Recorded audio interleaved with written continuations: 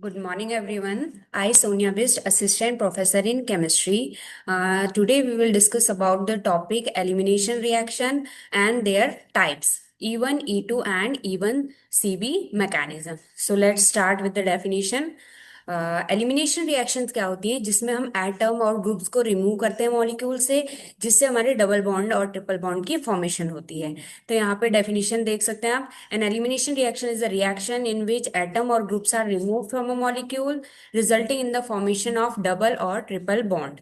ये reactions generally carried out होती हैं in presence of acid base और मेटल कैटलिस्ट की प्रेजेंस में। Elimination reaction often occur along with substitution reaction. Substitution reaction में क्या करते हैं हम, one functional group is replaced by the other functional group. तो एलिमिनेशन रिएक्शन में क्या करना है, removal of one atom or groups को रिमूव करना है और डबल बॉन्ड की फॉर्मेशन होगी। ये रिएक्शन हम जनरली करते हैं एल्काइल हैलाइड में। जैसे हमने यहाँ पे रिएक्शन देख सकते हैं हम, एल्काइल ब्रोमाइड लिया हुआ है, इथाइल ब्रोमाइड। इथाइल ब्रोमाइड में जब हम रिप्लेस करते हैं HBr मॉलिक्यूल को रिप्लेस करेंगे इन presence of base, KOH base लिया है, बेस की प्रेजेंस में रिमूव करेंगे तो एल्कीन की फॉर्मेशन होगी। Next, types of elimination reaction. There are three types of elimination reaction: E1, E2 and even CB. E1 होती है unimolecular elimination, E2 bimolecular elimination and even CB elimination unimolecular conjugated base. इन तीनों के mechanism पढ़ेंगे हम। First है E1 reaction. E1 reactions होती है हमारी यूनिमोलिकुलर एलिमिनेशन और these reactions are usually involve two steps. कौन कौन से होंगे इसमें, आयनाइजेशन एंड डीप्रोटोनेशन। तो इसके मैकेनिज्म में दो स्टेप इन्वॉल्व हैं। फर्स्ट स्टेप में हम क्या करेंगे, लीविंग ग्रुप एलिमिनेट करेंगे, यानी कि leaving group slowly departs from the substrate resulting in the formation of carbocation intermediate. Carbocation intermediate की फॉर्मेशन होगी फर्स्ट स्टेप में। This step is the rate determining step and controls the overall rate of reaction. Next second step में क्या होगा, आप देखो carbocation बन गया है। उसके बाद सेकेंड स्टेप में हम अ वीक बेस, बेस या सॉल्वेंट मॉलिक्यूल, वो क्या करेगा, abstract a proton from the beta carbon. ठीक है, अल्फा कार्बन कौन सा होगा हमारा, जिससे हमारा हैलाइड ग्रुप अटैच है, और बीटा जो उससे नेक्स्ट कार्बन होगा वो हमारा बीटा कार्बन होगा। तो बेस एब्स्ट्रैक्ट करेगा प्रोटॉन बीटा कार्बन से and leading to the formation of a double bond and hence an alkene। ठीक है, तो हमें क्या मिल जाएगी, एल्कीन। तो दो स्टेप्स में रिएक्शन होगी और यहाँ पे जो रिएक्शन का रेट है वो प्रोपोर्शनल होगा to the concentration of substance to be form, यानी कि कंसंट्रेशन ऑफ सब्सटेंस पे डिपेंड करेगा। It exhibits first order kinetics. First order kinetics यानी कि रेट ऑफ रिएक्शन जो होगी हमारी किस पे डिपेंड करेगी, कंसंट्रेशन ऑफ द सब्सटेंस पे। ठीक है, यानी कि यहाँ देख सकते हैं R इज इक्वल टू के concentration of alkyl halide. General reaction मैंने बता दी है। यह है टर्शरी ब्यूटाइल ब्रोमाइड, इसकी रिएक्शन हमने बेस से की है तो हमारे पास एल्कीन बना है। ठीक है, एल्कीन की फॉर्मेशन हुई है, Br नेगेटिव और H2 एलिमिनेट हो जाएगा। तो यहाँ से हमने बीटा कार्बन से हाइड्रोजन एलिमिनेट किया। ठीक है, एक हमारा हेलाइड एलिमिनेट होगा और एक हमारा हेलाइड ग्रुप और एक हाइड्रोजन ग्रुप एलिमिनेट होगा।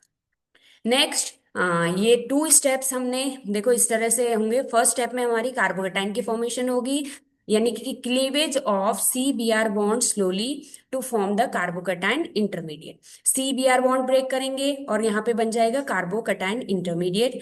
सेकेंड स्टेप में हम क्या करेंगे, बेस, जैसे हमने इथेनॉल बेस लिया है वो क्या करेगा, एब्स्ट्रैक्ट करेगा proton from a beta carbon और बॉन्ड आगे मूव हो जाएगा तो यहाँ पे डबल बॉन्ड प्रोड्यूस हो जाएगा।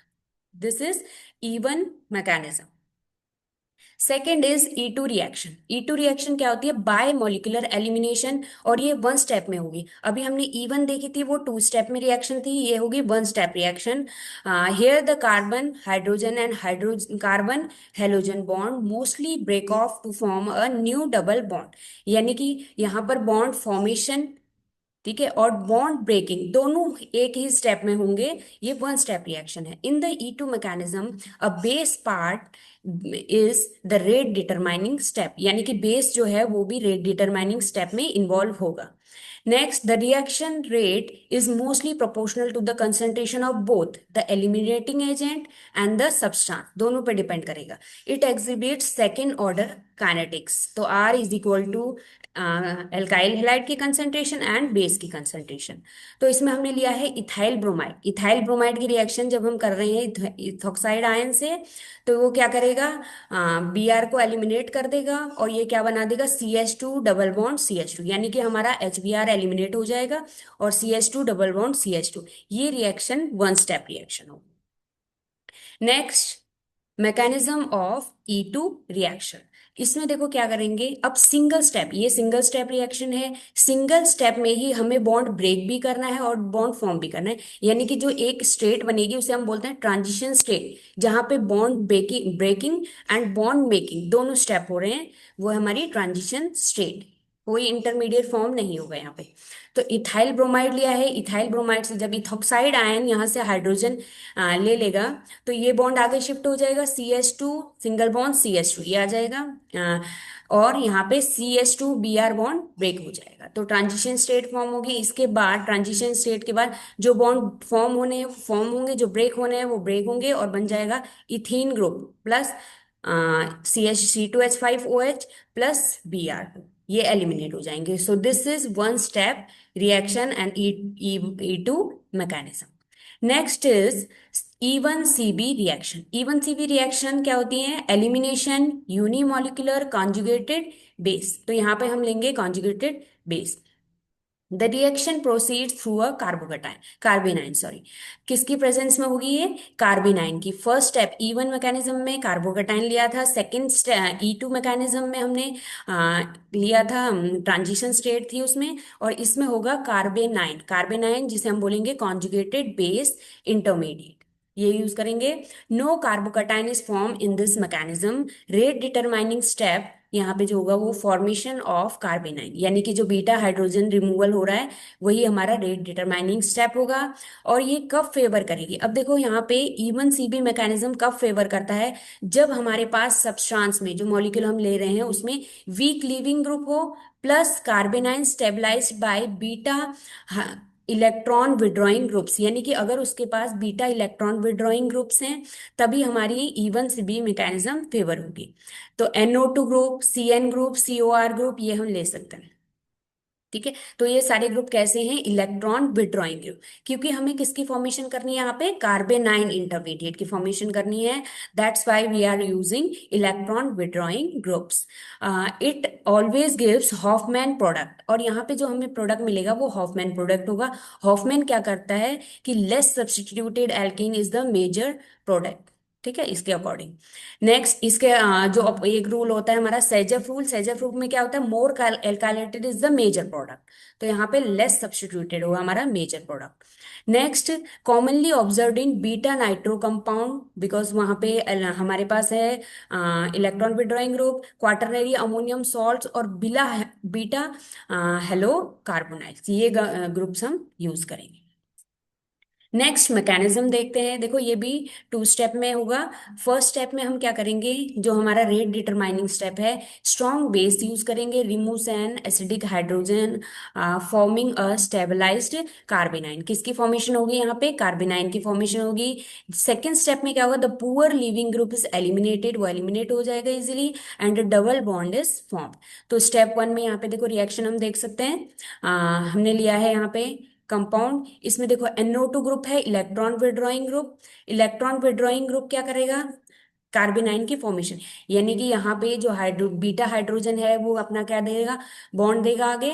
ठीक है, और किसकी फॉर्मेशन कर देगा, कार्बेनाइन. कार्बेनाइन फॉर्म हो जाएगा इजिली. तो कार्बेनाइन इंटरमीडिएट फर्स्ट स्टेप में होगा और यही हमारा रेट डिटरमाइनिंग स्टेप होगा. सेकेंड स्टेप में होगा एलिमिनेशन. अब देखो कार्बेनाइन, कार्बेनाइन के पास एक्स्ट्रा इलेक्ट्रॉन है, ये क्या डबल बॉन्ड की फॉर्मेशन करेंगे और हमारा बी आर इजिली एलिमिनेट हो जाएगा और ये बना लेगा nitro ethene plus B R हमारा इजिली एलिमिनेट हो जाएगा. तो ये था E1CB मैकेनिज्म. फर्स्ट हमने किया था E1 mechanism, second is E2 mechanism, third is E1CB mechanism.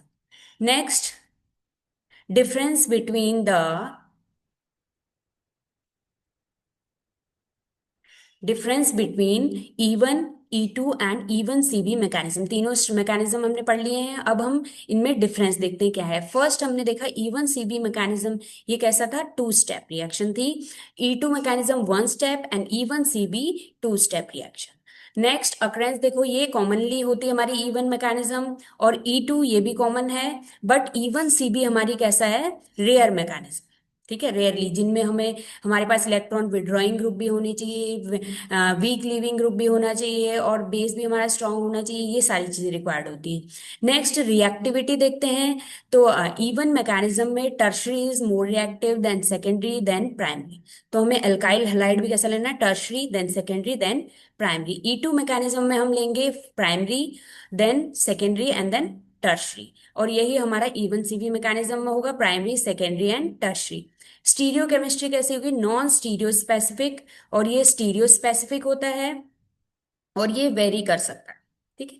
Next, base कैसा होगा, वीक बेस। इवन मैकेनिज्म में वीक बेस हो सकता है, E2 मैकेनिज्म में स्ट्रॉन्ग बेस यूज करेंगे, एंड E1 CV मैकेनिज्म में वेरी स्ट्रॉन्ग बेस होना चाहिए ताकि हमारा लिविंग ग्रुप इजीली एलिमिनेट हो जाए।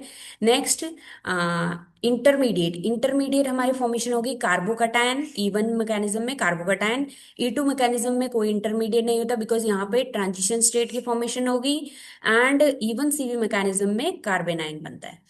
काइनेटिक्स देखो, it follows first order kinetics, E one mechanism, and E2 mechanism में second order kinetics, and E one CV में फर्स्ट ऑर्डर काइनेटिक्स से फॉलो होगा। Next, rate law. Rate is equal to किस पे depend करेगा, concentration of the substrate, and यहाँ पे rate depend करेगा सबस्ट्रेट एंड बेस दोनों की कंसंट्रेशन पे, बिकॉज ये है सेकेंड ऑर्डर। नेक्स्ट, रेट कार्बेनाइन की कंसंट्रेशन पे डिपेंड करेगा। फर्स्ट, इवन सीबी मैकेनिज्म में जो प्रोडक्ट मिलेगा, ये हमें सेजर प्रोडक्ट मिलेगा, यानी कि most substituted is the major product. Next, E2 mechanism में हमें सेजर भी मिल सकता है, हॉफमैन भी मिल सकता है। नेक्स्ट, इवन सीबी मैकेनिज्म में आ, हमें मिलेगा हॉफमैन, यानी कि less substituted is the major product. So these are the three mechanism and their differences. That's all. Thank you.